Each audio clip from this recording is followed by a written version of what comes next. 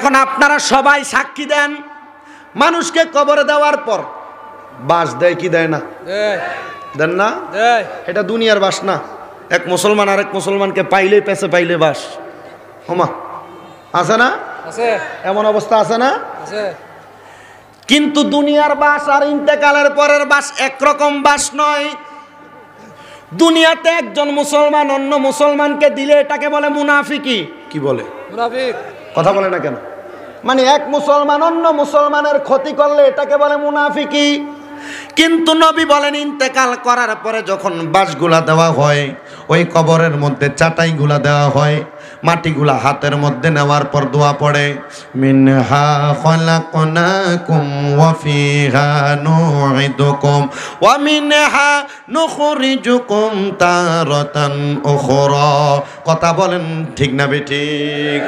নবী আমার বলেন এই দোয়াটা পরে যখন মানুষকে মাটি দেওয়া হয়, তোমরা সবাই সাক্ষী দাও সাহাবীরা, ওই কবরের মধ্যে কোনো লাইট আসেনি, ওই কবরে কোনো আলোর ব্যবস্থা নাই। নবী আমার ডাক দিয়ে বলে, উম্মত, ওই কবরে কোনো লাইট নাই, ওই কবরে কোনো আলো নাই, ওই কবরে কোনো বাতাস নাই। তবে একটা কথা মনে রাখবা, ওই কবরের মধ্যে আল্লাহর বান্দা যদি আল্লাহকে ডাক দিয়ে ইন্তেকাল করতে পারে, আমার আল্লাহ পাক রব্বুল আলামিন ওই কবরের মধ্যে যখন দুইটা ফেরেশতা পাঠাবে, অন্ধকার কবরে যে দুইজন ফেরেশতা আসবে, একজনের নাম মুনকার আর একজনের নাম নাকির। মুনকার নাকির এসে আপনাকে প্রশ্ন করতে চাইবে, আপনার কবরের মধ্যে তিনটা প্রশ্ন করা হবে। কিন্তু চিন্তা করেন, ওই কবরের মধ্যে যখন আপনি চলে যাবেন, মুনকার নাকির আইসা দেখবে আপনার কবরটা নূরের আলোতে ঝলমল ঝলমল করতেছে। সুবহানাল্লাহ। এত আস্তে সুবহানাল্লাহ বললেন? সুবহানাল্লাহ। মুনকার নাকির ফেরেশতা ওই বান্দাকে কোনো প্রশ্ন করবে না, সরাসরি আল্লাহকে প্রশ্ন করবে, আল্লাহ এই কবরটার মধ্যে আলো আসলো কোথা থেকে? এতদিন অনেক বান্দার কবরের মধ্যে প্রবেশ করলাম, কিন্তু কোনো কবরের মধ্যে আলো দেখলাম না, কিন্তু এই বান্দার কবরটার মধ্যে আলো আসলো কোথা থেকে? এবার আল্লাহ বলবে, ফেরেশতা তাকে দেখো বান্দার চক্ষুটার দিকে, তাকে দেখো বান্দার দাঁতগুলার দিকে, তাকে দেখো বান্দার ওয়াজহুকা, বান্দার চেহারাটার দিকে তাকাও। এবার ফেরেশতার জল যখন আমাদের চেহারার দিকে তাকাবেন, নবী আমার ডাক দিয়ে বলে, উম্মত, ওই সময় তোমার নূরের চেহারাটা ঝলমল ঝলমল করতে থাকবে। ইয়া রাসূলুল্লাহ, কেন? বলে, তুমি যে 5 ওয়াক্ত নামাজে হাইয়া আলাস সালাহ বলে ডাকার পরে মসজিদের মধ্যে গিয়েছ আর নামাজের আগে ওযু করেছ, তোমার চেহারাটা ওযুর পানির কারণে আল্লাহর স্মরণের মাধ্যমে আমার আল্লাহ নূরের আলো দিয়ে ঝলমল ঝলমল করাচ্ছেন, আর ওই নূরের আলো দ্বারা তোমার কবরটা আলোকিত হয়ে যাবে। পড়েন সুবহানাল্লাহ। ইয়া রাসূলুল্লাহ, ও মায়ার নবী, আপনার কাছে জানতে চাই, আপনি বলেন না ওই আল্লাহকে আল্লাহ বলে ডাক দিলে আরো তো 2টা পুরস্কার বাকি, সেটা কেমন হবে? নবী আমার বলে, অন্ধকার কবরে প্রশ্ন করা হবে। অন্ধকার কবরে যে 3টা প্রশ্ন, মান রব্বুকা ওয়া মান দীনুকা ওয়া মান নাবিয়ুকা ওয়া মান হাজার রাসূল, এই প্রশ্ন যখন আপনাকে আমাকে কবরে করা হবে, নবী বলেন যদি আল্লাহকে দুনিয়াতে স্মরণ করতে পারে, নবীর মুহাব্বত অন্তরের মধ্যে নিয়ে যদি ইন্তেকাল করতে পারে, ইন্তেকাল করার পরে ওই বান্দা বিনা সওয়ালের জবাবে আল্লাহ বলবেন, ফা দাখালাল জান্নাতা, বান্দা জান্নাতের মধ্যে প্রবেশ করো। পড়েন সুবহানাল্লাহ। আমার রুকুনপুরের ভাইয়েরা, বাবারা, বন্ধুরা, হে পর্দার অন্তরালের মা বোনেরা, একবার চিন্তা করেন, আপনার আমার মরার পরে যদি আজরাইলের ভয়ঙ্কর চেহারাটা আমরা দেখি, আমরা কেমন কঠিনভাবে ইন্তেকাল করব। এবার নবী আমার ডাক দিয়ে বলে, উম্মত শুনে নাও, দুনিয়ার জমিন থেকে কবরে যাইবা, ওই কবরের মধ্যে একটা ফুলসেরাতের রাস্তা আছে। আপনাদের কাছে জানতে চাই, আপনাদের এলাকার মানুষ যখন ইন্তেকাল করে, ইন্তেকাল করার পরে মানুষটাকে আপনি কবরে নামাইয়া দেন, কিন্তু দেখবেন লক্ষ্য করে আপনাদের এলাকার মধ্যে যে গাং অথবা খাল যেটাকে বলেন, আপনারা নদী যেইটাকে বলেন, এই নদীর উপরে কত সুন্দর ব্রিজ দেওয়া হয়। আমি জানতে চাই, ফুলসেরাত নামক একটা নদী আছে, যেই নদীর নিচে শুধু আগুনের লালা বহিত হবে, প্রবাহিত হবে। আপনারা যদি ওই আগুনের লালার মধ্যে পড়েন, সামান্য আগুন যদি শরীরের মধ্যে লেগে যায়, আমাদের শরীর জ্বলে পড়ে ছারখার হয়ে যায়। কিন্তু নবী আমার বলেন, ওই ফুলসেরাতের রাস্তাটা বড় ভয়ঙ্কর, বড় ভয়ঙ্কর। নবীর উম্মত শুনো শুনো, ওই ফুলসেরাতের রাস্তা রাস্তাটা বেঈমান মানুষ পার হইতে পারবে না। ফুলসেরাতের মধ্যে পাট দিবে আর নিচের দিকে পড়ে যাবে, বড় কষ্ট পাবে। কিন্তু নবী আমার ডাক দিয়া বলে, উম্মত যদি আল্লাহর বান্দা দুনিয়ার জমিনের মধ্যে আল্লাহকে ডেকে নবীর দুরূদ শরীফ আদায় করে দুনিয়ার জমিন থেকে ঈমান নিয়ে মরতে পারে, ওই বান্দাটা ইন্তেকাল করার পরে আমার আল্লাহ পাক রব্বুল আলামিনের ওই বান্দার কবরটা এত সুন্দর হবে এবং ফুলসেরাতের রাস্তাটা পার হওয়ার জন্য তার কোনো কষ্ট হবে না। সে বিসমিল্লাহির রহমানির রহিম বলে ফুলসেরাতে কদম রাখবে আর কালিমা তৈয়্যিবা পড়বে, লা ইলাহা ইল্লাল্লাহু মুহাম্মাদুর রাসূলুল্লাহ। আপনাদের কালিমার আওয়াজ এত ছোট কেমন জানি মনে হচ্ছে। আমি কথা বলতে আমার অনেক কষ্ট হচ্ছে, অনেক কষ্ট হচ্ছে। আমার ড্রাইভার নাই, নিজে গাড়ি চালানো লাগে। পরশুদিন বেতন দিছি, দেওয়ার পর বলছে হুজুর আপনি আগামীকালকে যাওয়ার সময় আমার ফোন দিলে আমি গাড়িতে চলে আসবো।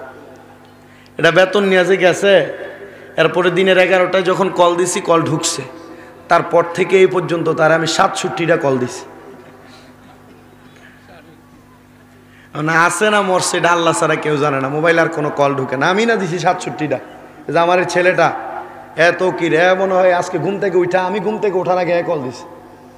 এরে দিয়েও চালাই গাড়ি, আসার সময় আমার ভাই দেখছে না, আসার সময় এরে দিয়ে চালাই নিয়ে আসছি গাড়ি। খুব কষ্ট হয় কথা বলতে।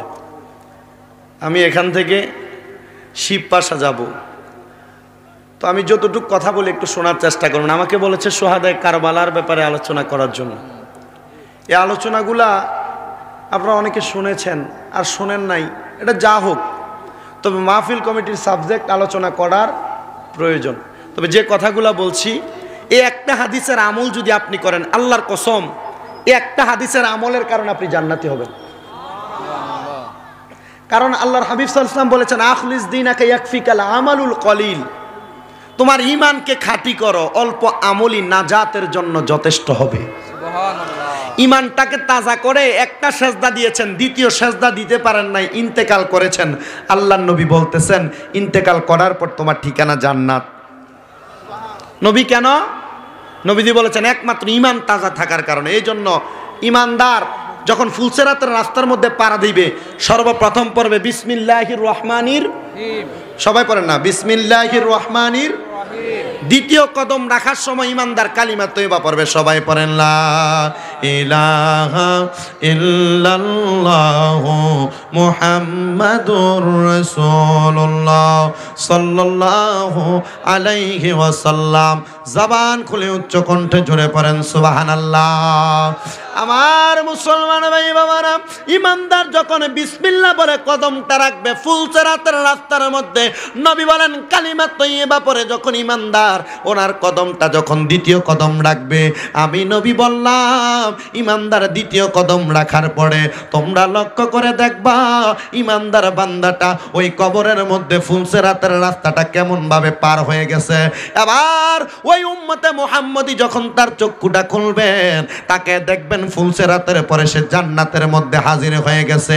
ইয়া রাসূলুল্লাহ, ইয়া হাবিবাল্লাহ, জান্নাতটা কেমন হবে? এবার আমার নবী বলেন, দুনিয়ার জমিন থেকে আল্লাহ নবীর মুহাব্বত নিয়ে ইন্তেকাল করতে পারলে তোমার জান্নাত হবে বড় সুন্দর, বড় সুন্দর। ইয়া রাসূলুল্লাহ, কেমন জান্নাত হবে? নবী আমার আল্লাহর কোরআন থেকে বলতেছেন, জাযাউহুম ইনদা রাব্বিহিম জান্নাতু আদনিন তাজরি মিন তাহতিহাল আনহার আল আনহারু খালিদিনা ফিহা আবাদা রাদিয়াল্লাহু আনহুম ওয়া রাদু আন যালিকা লিমান খাশিয়া রাব্বা। জবান খুলে উচ্চ কণ্ঠে জোরে বলা যাবে কি সুবহানাল্লাহ। নবী আমার বলতেছেন, শোনো মুসলমান, অন্ধকার কবরে যাওয়ার পর আল্লাহ তোমাকে এত সুন্দর একটা জান্নাত দিবে, জাযাউহুম ইনদা রাব্বিহিম, আল্লাহর পক্ষ থেকে তোমাকে পুরস্কৃত করা হবে। ইনদা রাব্বিহিম জান্নাতু আদনিন, যেই জান্নাতের মধ্যে তুমি থাকবা ওই জান্নাতটার নাম হলো জান্নাতুল আদন। জোরে বলেন সুবহানাল্লাহ। ইয়া রাসূলুল্লাহ, ও মায়ার নবী, আপনার কাছে জানতে চাই জান্নাতুল আদনের মধ্যে আমাকে যে আল্লাহ পাক রব্বুল আলামিন রাখবে, আপনি নবী বলেন না ওই জান্নাতুল আদন কেমন? আমি জানতে চাইও আমার এলাকার ভাই বাবারা, রোকনপুরের বন্ধুরা, জান্নাতুল আদন এত সুন্দর। ওই জান্নাতুল আদনের মধ্যে যে আপনি থাকবেন, জান্নাতুল আদনের মধ্যে রাখা হবে। সাহাবায়ে কেরাম বলে ইয়া রাসূলুল্লাহ, জান্নাতুল আদনটা দেখতে কেমন? আপনারা রোকনপুরবাসী এবং আশেপাশে এলাকার মানুষ যারা মাহফিলে বসেছেন, একটা জবানও বন্ধ রাখবেন না। আমি জানতে চাই, কেউ যদি একটা বাড়ি ভাড়া নেয়, ওই বাড়িটার ভাড়া যদি 10,000 টাকা হয়, মানুষ বাড়িটা ভাড়া নেওয়ার আগে বাড়িটা দেখে কি দেখে না? দেখে। কথা বলবেন, দেখে কি দেখে না? দেখে। সাহাবায়ে কেরাম বলি ইয়া রাসূলুল্লাহ, ইয়া হাবিবাল্লাহ, আমাকে যেই বাড়ির মধ্যে কবর দেওয়ার পরে রাখা হবে, যে জান্নাতের মধ্যে রাখা হবে, ওই জান্নাতটা কেমন? আপনি নবীর কাছে জানতে চাই, আপনি নবী আমাদেরকে বলে দেন। নবী আমার বলতেছেন, ওই জান্নাত হলো জান্নাতু আদনিন তাজরি মিন তাহতিহাল আনহার। ওই জান্নাতের নিচে দিয়ে একটা নদী প্রবাহিত হবে, বলেন সুবহানাল্লাহ। ওই নদী কোনো সাধারণ নদী নয়। ইয়া রাসূলুল্লাহ, ও মায়ার নবী, আপনার কাছে জানতে চাই, কেমন নদী প্রবাহিত হবে, নহর প্রবাহিত হবে? নবী আমার ডাক দিয়ে বলেন, ওই নদীটা হলো সারাবান তাহুরার নদী, হাউজে কাউসারের নদী। ওই নদীটা হলো জান্নাতি লাবান, মানে জান্নাতি দুধের নদী। ইয়া রাসূলুল্লাহ, ও মায়ার নবী, ওই জান্নাতের মধ্যে আমরা কতদিন থাকবো? আপনারা জবান খুলে বলেন, আমরা সবাই জান্নাত চাই কি চাই না? কারা কারা চাই? ডান হাত তুলে আল্লাহর কাছে দেখায়া দেন, একটা তাকবীর দেন, জবান খুলে কে দিবেন? আল্লাহু আকবার, ইয়া রাসূলুল্লাহ, জিন্দাবাদ জিন্দাবাদ, করে করে জালো, আল হাদিসের আলো, করে করে জালো, আল্লাহু আকবার। আপনারা ভাত খাইছেন না মনে হয় না কিতা? হে আল্লাহ গো, অত তাকবীর, অত মানুষের তাকবীর হলো ছুট্ট হয়নি। মাইকের মানুষের টাকাতে শোনাছে, মাইকে তো আওয়াজ বেশি উঠে, আর এমনিতে আওয়াজ উঠে না। আপনারা সবাই জবান খুলে বলেন, এই জবানের মালিক কে? আল্লাহ। আমরা ওই আল্লাহর দেওয়া জান্নাতে থাকতে চাই কি চাই না? চাই। তাকবীরের নমুনা দেখবেন, কারা কারা চাই? ডান হাত সোজা করে দেখান। বাবা তকির কই তোমার? নাই, এটাই গিয়া একটু জোরে আবার দেন তাকবীর। নারে তাকবীর, আল্লাহু আকবার, নারে সালাম, ইয়া রাসূলুল্লাহ, আহলে সুন্নাত ওয়াল জামাত, জিন্দাবাদ জিন্দাবাদ, সুন্নি মহাসম্মেলন, জিন্দাবাদ জিন্দাবাদ, শামীম রাজা সাহেব, জিন্দাবাদ জিন্দাবাদ। আস্তে করে বলেন মারহাবা মারহাবা, কেউ যেন না শুনে, আরো জোরে মারহাবা মারহাবা। গভীর মনোযোগ দিবেন। নবী আমার ডাক দিয়ে বলে, উম্মত আমার, ওই জান্নাতে তোমরা কতদিন থাকবা? যদি তোমাদের কাছে প্রশ্ন করা হয়, তোমরা কি উত্তর দিবে? আমি নবী তোমাদেরকে বলে দেই। এবার সাহাবায়ে কেরাম বলে, ইয়া রাসূলুল্লাহ, ওই জান্নাতের মধ্যে আমরা কতদিন থাকবো? এবার আমার নবী বলতেছেন, আল্লাহর কাছে যদি আমি নবী রহমাতাল লিল আলামিন নবী বলতাম, আল্লাহ আমার উম্মতকে আপনি জান্নাতে কতদিন রাখবেন? আল্লাহ পাক যদি বলতো 1 মাস, আমি নবী বলতাম 1 বছর। আমার আল্লাহ যদি বলতো 1 বছর, আমি নবী বলতাম আল্লাহ আরো বাড়িয়ে দেন। এই জন্য আমার আল্লাহ, আমি নবী যেন বেজার না হয়ে যায়, আমার আল্লাহ নাজিল করে আয়াত দিয়ে বলে দিয়েছেন, নবী আপনি তাদেরকে জানাইয়া দেন, উম্মতদেরকে বলে দেন, খালিদিনা ফিহা আবাদা। নবীজি আপনার উম্মত ওই জান্নাতের মধ্যে চিরস্থায়ী বাসিন্দা হয়ে থাকবে, একটা সেকেন্ডের জন্য জান্নাত থেকে উঠবে না, বলেন সুবহানাল্লাহ। আমার মুসলমান ভাই বাবারা, বন্ধুরা, গভীর মনোযোগ দিবেন। এবার সাহাবায়ে কেরাম বলি, ইয়া রাসূলুল্লাহ, ইয়া হাবিবাল্লাহ, নবী আপনার কাছে জানতে চাই, ওই জান্নাতের মধ্যে কারা কারা থাকবে?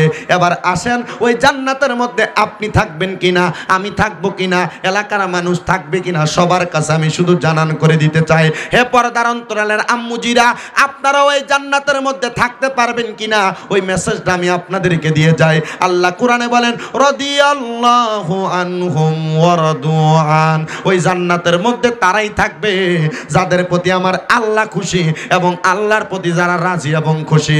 আপনারা জবান খুলে বলেন, আমরা দুনিয়াতে যেমন ভাবে চলাফেরা করে, আমাদের চলাফেরার নমুনা তো আল্লাহ আমাদের প্রতি খুশি হবে, আমরা এমন কোনো কাজই করি না। আমরা পরের সম্পদ লুণ্ঠন করি, সুদের টাকা খান, ঘুষের টাকা খান, হারাম সম্পদ খান, এক ভাই অন্য ভাইয়ের সাথে ঝগড়া ফাসাদের মধ্যে লিপ্ত হয়ে যান। আপনারা জবান খুলে বলেন, সুদ ঘুষ খাইয়া যদি আল্লাহকে পাইতে চাই, পাবে নাকি? না। মুহাব্বতের আওয়াজে বলেন পাবে নাকি? না না, পাবে না। নবী আমার বলেন রাদিয়াল্লাহু আনহুম ওয়া রাদু আন, যাদের প্রতি আল্লাহ খুশি এবং আল্লাহর প্রতি যারা খুশি তারাই ওই জান্নাতের মধ্যে থাকবে এবং ওই জান্নাতের মধ্যে তারা থাকবে যালিকা লিমান খাশিয়া রাব্বা, যারা আল্লাহকে সবচাইতে বেশি ভয় করে। আপনারা জবান খুলে বলেন আল্লাহকে ভয় করে আমরা ওই জান্নাতের মধ্যে থাকার দরকার আছে না নাই? এবার নবী যে বললেন ওই 10টা জিনিস, দুনিয়াতে 5টা পুরস্কার, কবরে 5টা পুরস্কার, তাইলে ফুলসেরাতের রাস্তাটা ইমানদার চোখ বন্ধ করবে, চোখটা খুইলাই দেখবে ইমানদার জান্নাতের মধ্যে হাজির হয়ে গেছে। আমরা সবাই ওই আল্লাহর খুশির জন্য আল্লাহ বলে ডাক দিলে যদি আল্লাহ 10টা পুরস্কার দেয়, কেউ একটা জবানও বন্ধ রাখবেন না, জবানটা ছেড়ে দিয়ে একবার জোরে বলেন আল্লাহু আকবার। আর মুহাব্বতের আওয়াজে পড়েন আল্লাহু আকবার। আমার বন্ধুরা, ও নবীর উম্মতের দলেরা, আল্লাহু আকবারের আওয়াজ দিলেন। এবার আল্লাহর কাছে সাহাবায়ে কেরাম আমার নবীর কাছে প্রশ্ন করি, ইয়া রাসূলুল্লাহ, ওই আল্লাহকে খুশি করার জন্য কি লাগবে আপনি নবী আমাদেরকে বলে দেন। এবার আমার নবী রহমাতাল লিল আলামিন নবী বলতেছেন, আল্লাহকে খুশি করার জন্য তোমার 3টা জিনিসের প্রয়োজন। ইয়া রাসূলুল্লাহ, ইয়া হাবিবাল্লাহ, 3টা জিনিস কি আপনি নবী আমাদেরকে বলে দেন। নবী আমার ডাক দিয়ে বলেন, 1 নাম্বার হলো ওয়াতাকরাউল কোরআন, সর্বপ্রথম আল্লাহর কোরআন তেলাওয়াত করবা, ওয়া ইবাদাতিস সালাত, নামাজ আদায় করবা। এবং আল্লাহ পাক রব্বুল আলামিন কোরআনুল কারীমের মধ্যে নবীর মাধ্যমে জানিয়ে দিচ্ছেন ওয়া বিল ওয়ালিদাইনি ইহসানা, এবং তোমরা তোমাদের মা বাবার প্রতি ইহসান করবে। এই 3টা কাজ, 1 নাম্বার কোরআন তেলাওয়াত, 2 নাম্বার আল্লাহর ইবাদত নামাজ, আর 3 নাম্বার মা বাবার খেদমত। এই 3টা কাজ করে যদি ইন্তেকাল করতে পারো আল্লাহ তোমার ঠিকানা দিবে জান্নাত। আসেন 1 নাম্বার আল্লাহর কোরআন তেলাওয়াত করলে যে আল্লাহ জান্নাত প্রদান করবে। আমরা সবাই ওই আল্লাহ পাকের কোরআন তেলাওয়াত করব। ফি শানি হাবিবিহি ওয়া মাহবুবিহি ওয়া মা'শুকিহি মুখবিরাও ওয়া মুবাশশিরাও ওয়া আমিরা ইন্নাল্লাহা ওয়া মালাইকাতাহু ইউসাল্লুনা আলান নবী ইয়া আইয়ুহাল্লাযীনা আমানু সাল্লু আলাইহি ওয়া সাল্লিমু তাসলিমা। আল্লাহুম্মা সাল্লি আলা সাইয়্যিদিনা মাওলানা মুহাম্মদ ওয়া আলা আলি সাইয়্যিদিনা মাওলানা। কবে জানি ডাকা আসিবে, যাইতে আপন বাড়িতে, রঙিনে পোশাক ছিঁড়ে হবে সাদা কাপন পরিতে। আল্লাহুম্মা সাল্লি আলা সাইয়্যিদিনা মাওলানা মুহাম্মদ ওয়া আলা আলি সাইয়্যিদিনা। আপনারা বলেন নবীজির প্রতি দুরূদ শরীফ আদায় করলে লাভ আছে না নাই? কেমন লাভ আছে যদি প্রশ্ন করি আপনি কি উত্তর দিবেন? বলে হুজুর অনেক লাভ আছে, কিন্তু নবীজি হাদিস শরীফের মধ্যে বলেছেন আমার উম্মতের মধ্যে সবচাইতে বখিল, সবচাইতে কৃপণ, এক কথায় সবচাইতে কিফটা ওই উম্মত আমি নবীর প্রতি দুরূদ শরীফ পড়ার সময় জবানকে বোবার মতো করে রাখে যেই উম্মত। ঠিক কথা বলেন না ঠিক না ঠিক? তাহলে নবীর দুরূদ শরীফ আদায় করার দরকার আছে না নাই? আছে। কেউ ভণ্ড আর বেদাতি বললো এটা কোনো লাভ হবে না। নবীর দুরূদ শরীফ পড়লে লাভ আছে না নাই? আছে। সবার সাথে একটাই কথা, ভাই তুমি মুসলমান আমি মুসলমান, তোমার কোরআন একটা আমার কোরআন একটা, তোমার নবী একটা আমার নবী একটা, তোমার ধর্ম একটা আমার ধর্ম একটা। মাসালাগত দ্বন্দ্ব নিয়ে এক মুসলমান অন্য মুসলমানকে কাফের মুশরিক বলা যাবে না? বলা যাবে না। তাহলে নবীর দুরূদ শরীফ পড়লে লাভ আছে না নাই?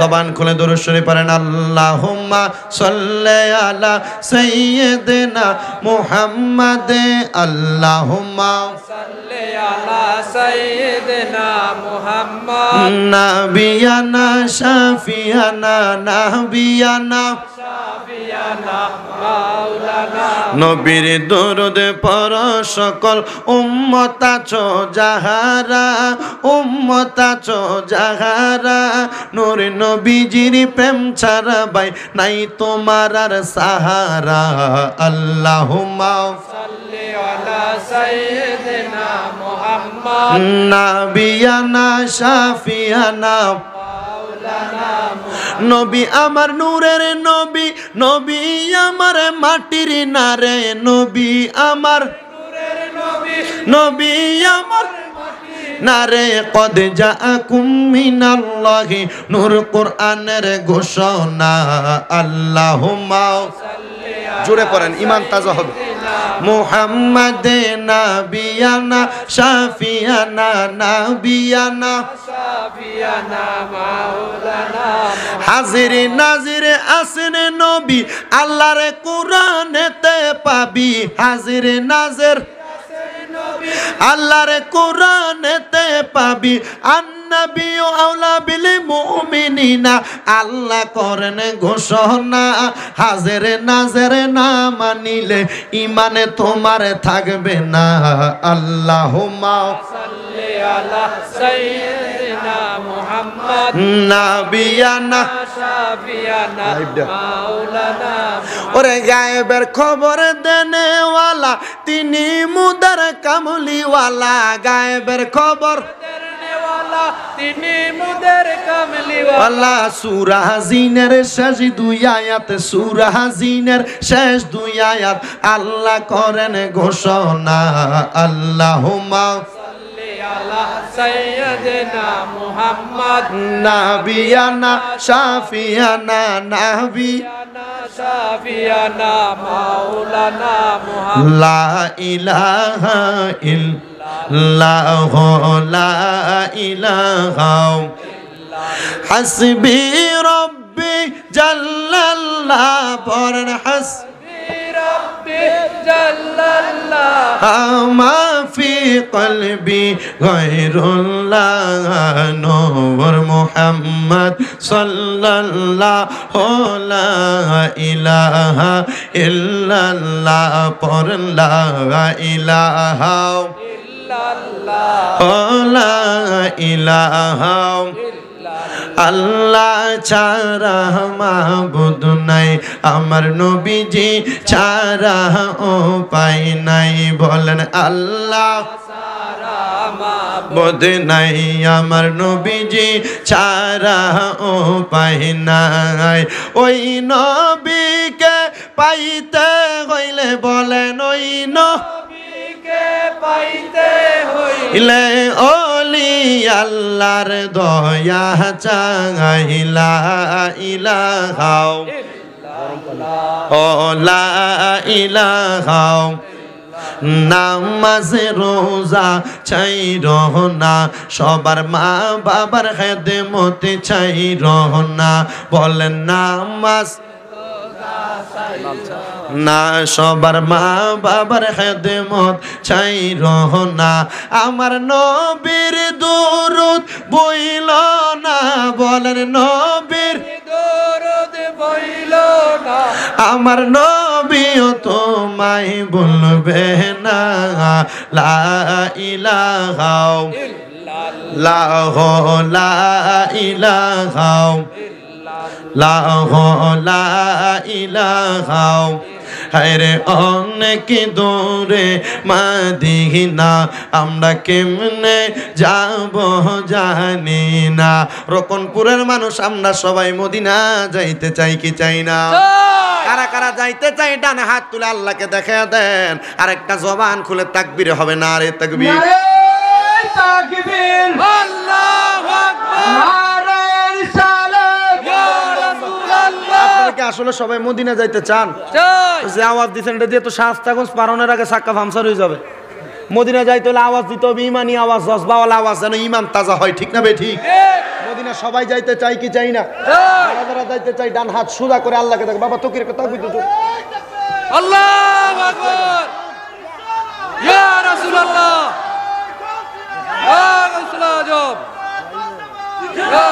জোরে পড়েন মারহাবা। মারহাবা। মদিনা যাইতে চাই তো ইনশাআল্লাহ।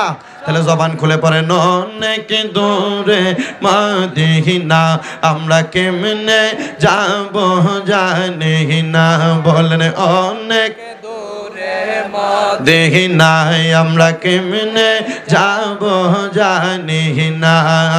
দয়াল আল্লাহ দয়া করেন, দয়ার আল্লাহ দয়া করেন নসিব করেন মদিনা। লা ইলাহা ইল্লাল্লাহ লা ইলাহা লা ইলাহা ইল্লাল্লাহ মুহাম্মাদুর রাসূলুল্লাহ সাল্লাল্লাহু আলাইহি ওয়াসাল্লাম। ভাইরা বাবারা বন্ধুরা, ও আমার রকনপুরের বন্ধুরা, আপনারা যারা মাহফিলে বসলেন, আমি যদি একটা মানুষকে প্রশ্ন করি বাবারা, আপনারা জবানটা খুলে বলেন, আপনারা যে মাহফিলে বসলেন একজন মানুষ আসেননি বলে হুজুর আমার জীবনে কোনো গুনাহ নাই আছেন? না, কেউ নাই, কেউ নাই। যদি আমি একটা মুরব্বীরে প্রশ্ন করি, মুরব্বী আপনার জীবনে আপনি যত গুনাহ করছেন, আপনার সন্তান যদি আপনার জীবনের গুনাহগুলা দেখতো, আপনি মুরব্বীকে আব্বা বলে ডাকতনি? বলে হুজুর না, আমার গুনাহগুলার কারণে আমার সন্তান আমারে বাপ বলে পরিচয় দিত না। পর্দার অন্তরালের মা গো, আপনারা মা বোনের গুনাহ যদি আপনাদের সন্তানেরা দেখতো, আপনাদেরকে কিন্তু মা বলে পরিচয় দিত না। কিন্তু চিন্তা করেন ও রকনপুরের মানুষ, আমার আল্লাহ কত বড় দয়াবান, আমার আল্লাহ কত বড় মায়াবান। আমরা যে জীবনে এত গুনাহ করলাম, লুকায় লুকায় গোপনে গোপনে গুনাহ করলাম। আল্লাহ কয় বান্দা গুনাহ করেছো, কোনো টেনশন করবা না, কোনো চিন্তা করবা না। লা তাকুনাতু মির রাহমাতিল্লাহ, আমি আল্লাহর রহমত থেকে নিরাশ হইবা না। ইন্নাল্লাহা ইয়াগফিরুয যুনুবা জামিআ, নিশ্চয় আমি আল্লাহ পাক রব্বুল আলামিন সকল প্রকার গুনাহ ক্ষমা করে দেই। ইন্নাহু হুয়াল গফুরুর রাহিম, ও আল্লাহ গো আপনি বুঝি সকল প্রকার গুনাহ ক্ষমাকারী এবং দয়ালু। আল্লাহ কয় বান্দা অবশ্যই আমি তোমার সব গুনাহ মাফ করে দেই। হে রকনপুরের ভাই বাবারা, ও বন্ধুরা গো, এই রকনপুর গ্রামের সম্মানিত প্রবাসী ভাইয়েরা এত সুন্দর জান্নাতের বাগান করেছেন, টাকার জন্য নয়, পয়সার জন্য নয়, খাবারের জন্য নয়, মানুষকে দেখানোর জন্য নয়। এই মাহফিলটা সাজানোর মূল উদ্দেশ্য আমার আল্লাহকে খুশি করা এবং জীবনের গুনাহ মাফ করানো। কথা বলেন না ঠিক না বেঠি?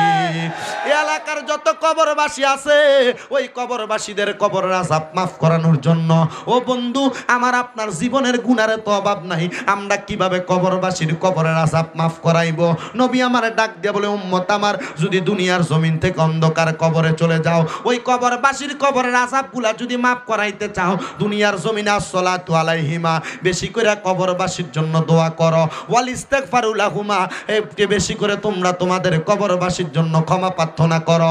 এই জন্য বন্ধু ও রকনপুরের বাবারা, আপনারা যদি কবরবাসীর কবরের আযাব মাফ করাইতে চান, আপনারা জবান খুলে বলেন, কবরবাসীর জন্য দোয়া করলে আমার আল্লাহ কবরবাসীর কবরের আযাব মাফ করাইতে পারে কি পারে না?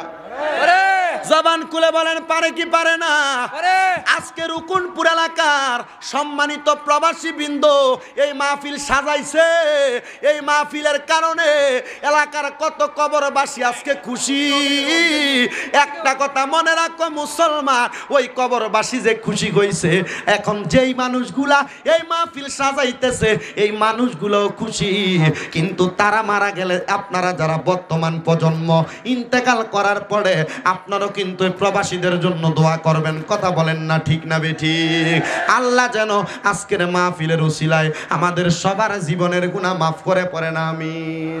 নারায়ে তাকবীর, আল্লাহু আকবার, নারায়ে রিসালাত, ইয়া রাসূলুল্লাহ, আহলে সুন্নাত ওয়াল জামাত জিন্দাবাদ জিন্দাবাদ। এমপি সাহেবের আগমন, শুভেচ্ছা স্বাগতম, এমপি সাহেবের আগমন, শুভেচ্ছা স্বাগতম। রকনপুরের পক্ষ থেকে লাল গোলাপ শুভেচ্ছা, সুন্নি জামাতের পক্ষ থেকে লাল গোলাপ শুভেচ্ছা, এলাকাবাসীর পক্ষ থেকে লাল গোলাপ শুভেচ্ছা। সম্মানিত উপস্থিতি, এখন যারা রাস্তাঘাটে রয়েছেন, আমি সকলকে বিনয়ের সাথে বলবো, এই মাহফিলের সৌন্দর্যের সাথে সকলেই বসার জন্য অনেকেই দাঁড়িয়ে রয়েছেন। আপনাদের পায়ের নিচে কিন্তু সামিয়ানা বিছানো আছে, আপনারা সবাই বসে যান মাহফিলের সৌন্দর্যের সাথে।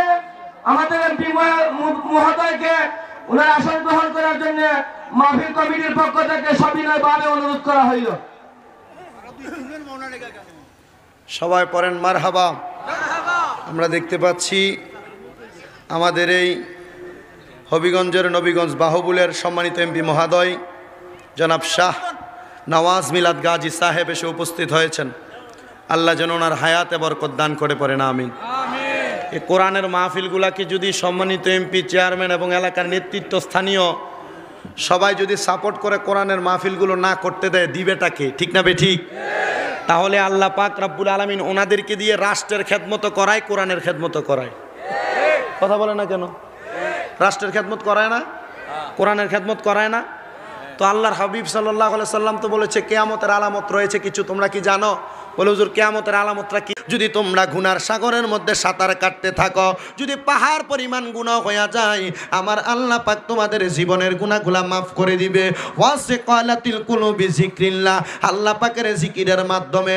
ও মুসলমান, আসেন আমরা সবাই আজকের মাহফিলের মধ্যে ঈমানটাকে পরিপূর্ণ করার জন্য, জীবনের গুনাহগুলা মাফ করানোর জন্য একটু জবান খুলে আমার আল্লাহ পাকের একটু ইসমে জাতের জিকির করবেন।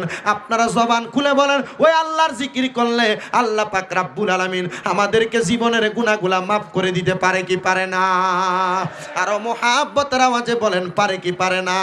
তাইলে যাদের গুনাহ আছে তাদের কাছে আমার দাবি আছে, যাদের গুনাহ নাই তাদের কাছে আমার কোনো দাবি নাই। গুনাহ যদি থাকে একটু জবান খুলে আমার আল্লাহ পাকের ইসমে জাতের জিকিরের মধ্যে মশগুল হয়ে যাবেন। চক্ষুটা বন্ধ করে দিয়ে নিজের কলবের দিকে খেয়াল করেন, আর আমার আল্লাহ পাক রব্বুল আলামিনকে ডাক দেন আর পড়েন আল্লাহ আল্লাহ আল্লাহ আল্লাহ আল্লাহ আল্লাহ। দমে দমে জপ করে নাম আল্লাহু আল্লাহ, দমে দমে মারহাবা আল্লাহ আল্লাহ। দমের উপর বাড়িঘর দম চাপিলে সবই পর, দমের উপর বাড়িঘর দম চাপিলে সবই পর। দমে দমে তালাশ করো কে আছে আপন, মাশাআল্লাহ আল্লাহ আল্লাহ আল্লাহ আল্লাহ। দমে দমে মারহাবা আল্লাহ আল্লাহ। কে বা তোমার বইনো ভাই সঙ্গের সাথী কেহ নাই, কে বা তোমার বইনো ভাই সঙ্গের সাথী কেহ নাই। পরকালে যাইবার বেলা কাউরে পাইবা না, মারহাবা আল্লাহ আল্লাহ। দমে দমে মারহাবা আল্লাহ আল্লাহ। জবানটা কইলা আল্লাহ আল্লাহ আল্লাহ আল্লাহু আল্লাহ। দমে দমে মাশাআল্লাহ আল্লাহ আল্লাহ আল্লাহ। একদিন লইয়া যাইবা ঈমানদার বা নাইয়া নিও, ঈমানদার বা নাইয়া নিও। নবীজির প্রেমে ঈমানের মূল সবাই বোঝার তৌফিক দিও, মাশাআল্লাহ আল্লাহ আল্লাহ। একদিন লইয়া যাইবা ঈমানদার বা নাইয়া নিও, ঈমানদার বা নাইয়া নিও। নবীজির প্রেমে ঈমানের মূল সবাই বোঝার তৌফিক দিও, মারহাবা আল্লাহ আল্লাহ আল্লাহ আল্লাহ। আমরা কত করলাম গুনাহ, আমরা কত করলাম গুনাহ, এই দুনিয়ার মাঝেতে গুনাহ খাতা মাফ কইরা দাও নবীজি, রক্ষা তীরে মারহাবা আল্লাহ আল্লাহ। আমরা কত করলাম গুনাহ, আমরা কত করলাম গুনাহ, এই দুনিয়ার মাঝেতে গুনাহ খাতা মাফ কইরা দাও নবীজি,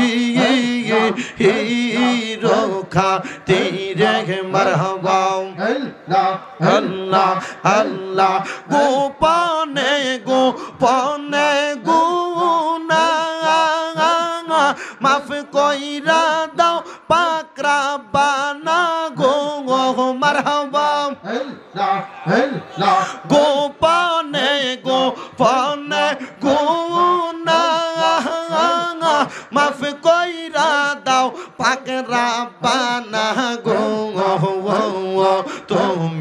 যদি মাফ না করো আল্লাহ তুমি যদি মাফ না করো মাফ করিবে কে আমার জীবনের গুনাহ মাফ কইরা দাও আল্লাহ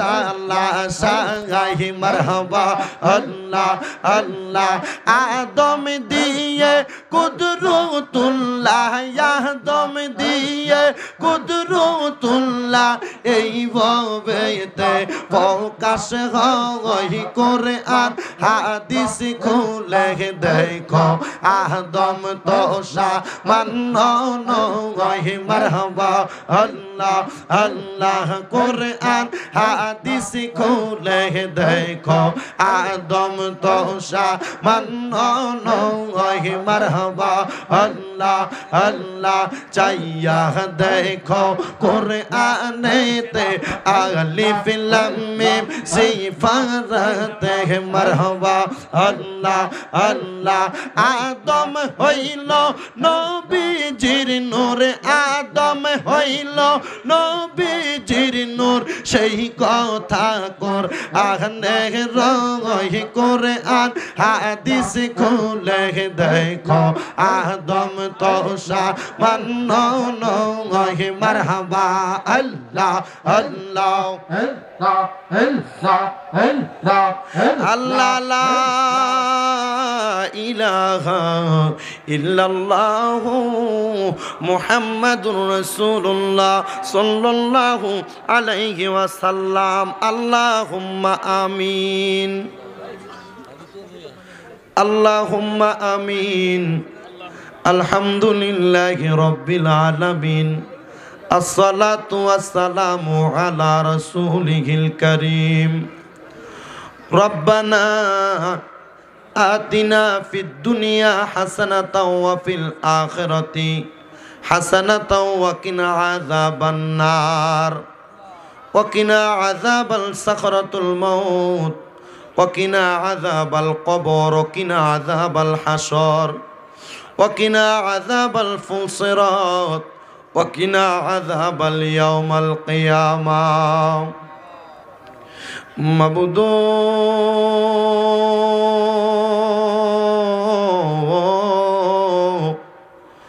ও দয়াল আল্লাহ মায়ার নজর কইরা তাকায়া দেখেন গো আল্লাহ এ হবিগঞ্জ জেলার অন্তর্গত রোকনপুর গ্রামের সম্মানিত প্রবাসী বৃন্দের উদ্যোগে এলাকাবাসীদের ব্যবস্থাপনায় এই এলাকার আমার কতগুলা ভাই বাবারাম এই রোকনপুরের সুন্নি মুখা সম্মেলনের আয়োজন করছেন রে আল্লাহ। আজকের এই জান্নাতের বাগানে আমরা গুনাহগারের দলেরা আপনি আল্লাহর শাহিন শাহী পাক দরবারে গুনাহগার কাঙ্গালের বেশে দুইখানা হাত বাড়াইয়া দিলাম আল্লাহ। যার হাতটা আপনার কাছে মায়া লাগে পছন্দ হয় ওই হাতের উসিলায় আমরা সকলের জীবনের গুনাহ ক্ষমা কইরা দাও। এরে আমার এই রোকনপুর এবং আশেপাশে এলাকার মা বোনেরা গো, কি গো মা, আর কতকাল টিভি সিরিয়ালের আড্ডায় সময় কাটাইবা, আর কতকাল দুনিয়ার খারাপ কর্মকাণ্ডের সময় কাটাইবা।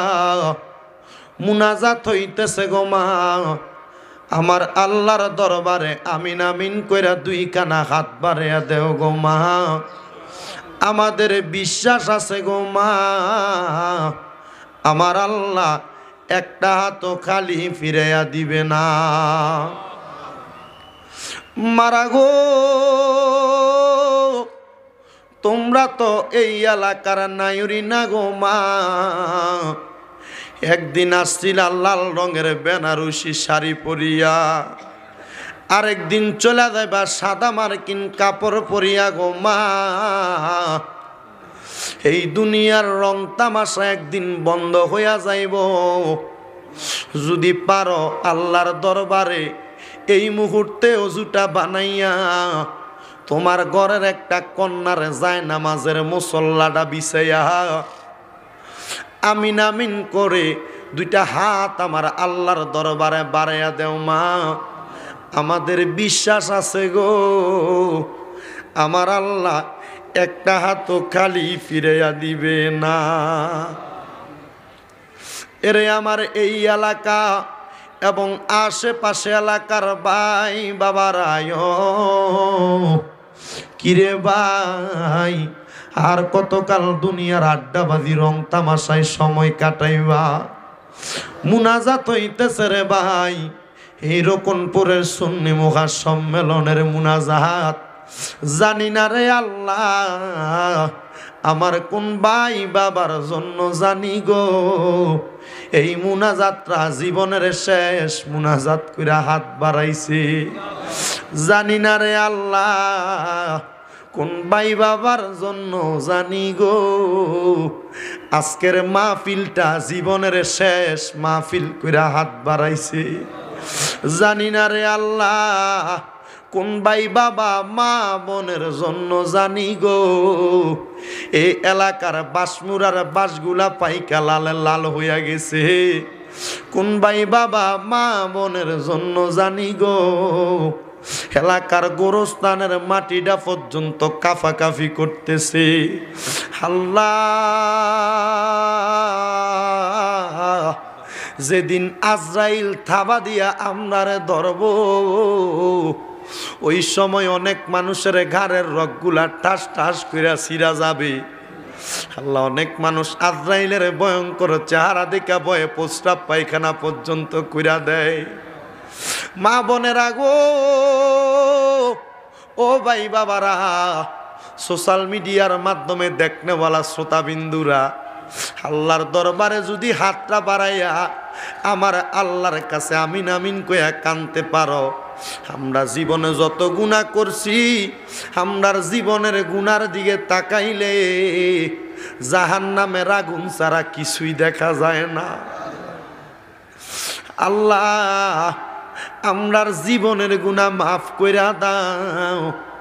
আজকের মুনাজাতের মধ্যে 3টা শ্রেণীর মানুষ হাত বাড়াইয়া দিছে। আল্লাহ একটা শ্রেণীর মানুষ আছে যে মানুষগুলার জগতের ভিতরে বাবা নাই, যে বাবা রিক্সা চালাইয়া মাটি কাইটা মাথার গাম ফায়ে ফালাইয়া পরের বাড়িতে বদলার কাজ কইরা সন্তানকে মানুষের মতো মানুষ কইরা দেওয়ার জন্য বাবা এত কষ্ট করছে।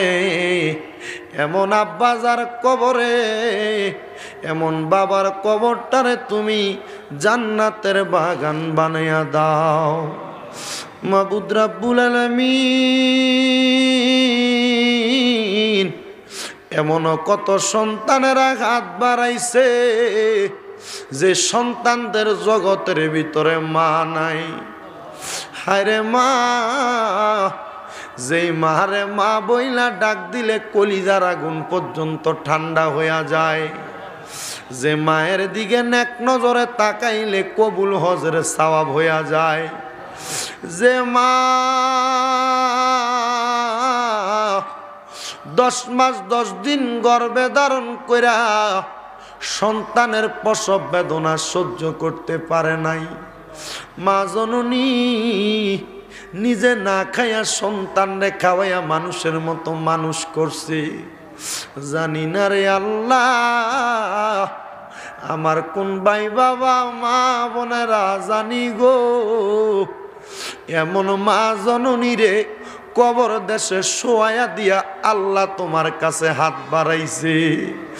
এমন আম্মায় আব্বার কবরে আর আযাব দিও না, এমন আম্মায় আব্বার কবরে আর আযাব দিও না। মরিয়া গিয়াছেন আল্লাহ আল্লাহ যারার মাও বাপ মাফ করিয়া দেন না গো আল্লাহ কবরে রাজা। মাবুদ রে কত সন্তানেরা আজকে মাহফিল শেষ করে বাড়িতে যাবে, সবার চেহারা দেখবে কিন্তু জনম দুঃখী মা বাবার চেহারা দেখবে না। ওরে দরজাটা খুলতে খেয়ে যাই ধোকা, কে জানি বলছে এলে নাকি খোকা।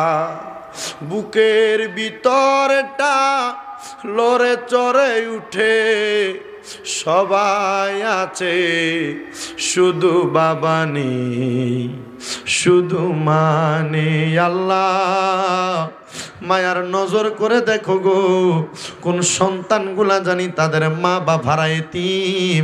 আল্লাহ তাদের মা বাবার জীবনের গুনাহ তুমি মাফ করে দাও। যাদের মা বাবা বেঁচে আছে হায়াতে তয়্যিবা নসিব করে দাও, যাদের মা বাবা সুস্থ পরিপূর্ণ সুস্থতা নসিব করে দাও রব্বুল আলামিন। আল্লাহ যাদের মা বাবা বেঁচে আছে আল্লাহ মা বাবার খেদমত করার মতো তৌফিক দান করে দাও রব্বুল আলামিন। আল্লাহ আমরা গুনাহগার মানুষ তোমার দরবারে হাত বাড়িয়েছে, বিশেষ করে রোকনপুর গ্রামবাসী, রোকনপুর গ্রামের সম্মানিত প্রবাসী ভাই বৃন্দরা আল্লাহ দেশ বিদেশ থেকে এত সুন্দর করে সহযোগিতা করে এই বিশাল সুন্নি মুখা সম্মেলনের ইন্তজাম করেছে। এই মাহফিলের ওসিলায় আল্লাহ প্রত্যেক প্রবাসী ভাইদের মনের আশা তুমি পূরণ করে দাও। প্রত্যেক প্রবাসী ভাই যেন প্রত্যেকটা বছর এই মাহফিলটা সুন্দরভাবে পরিচালনা করতে পারে সে তৌফিক দান করে দাও। আল্লাহ এই মাহফিলের মধ্যে যারা টাকা দিয়ে, পয়সা দিয়ে, শ্রম দিয়ে, বুদ্ধি দিয়ে, পরামর্শ দিয়ে, মাইক দিয়ে, লাইট দিয়ে, প্যান্ডেল দিয়ে, মিডিয়ার বাইরা সহ সবাই উপস্থিত হয়ে, বিশেষ করে রাজনৈতিক দলের মানুষগুলা, আল্লাহ প্রশাসনের মানুষগুলা যারা যারা এই মাহফিলের মধ্যে সহযোগিতা করেছে আল্লাহ তাদের প্রত্যেককে আপনি কবুল আর মঞ্জুর করে নেন রব্বে কারীম। আল্লাহ ফরিয়াদ আপনার দরবারে, পর্দার অন্তরালে কত মা বোনেরা হাত বানিয়েছে, আমার মা বোনদের প্রত্যেকের মুনাজাত আপনি কবুল আর মঞ্জুর করে নেন। আখিরি ফরিয়াদ আপনার দরবারে আল্লাহ, যেই দিন মালাকুল মউত আজরাইল আসবে আমাদের রুহুটা কবজ করার জন্য, ওই কঠিন মুসিবত আসার আগে আমাদেরকে জীবনে একবার হজ্জে বাইতুল্লাহ জিয়ারতে রওজা রাসূলুল্লাহ নসিব করায়েন আল্লাহ। মদিনা না দেখা যদি মারা যায়, মরার পরে রুহুটা মদিনা মদিনা বইলা কানবে, মনে বড় আশা ছিল যা। বাবা যারা যারা মদিনা যাইতে চায় আল্লাহর দরবারে আই মুনাজাতের মধ্যে একটু জবান খুলে ডাক দেন আর পড়েন, মক্কাওয়ালা মদিনাওয়ালা আমায় তুমি দেখা দাও। বলেন না মক্কাওয়ালা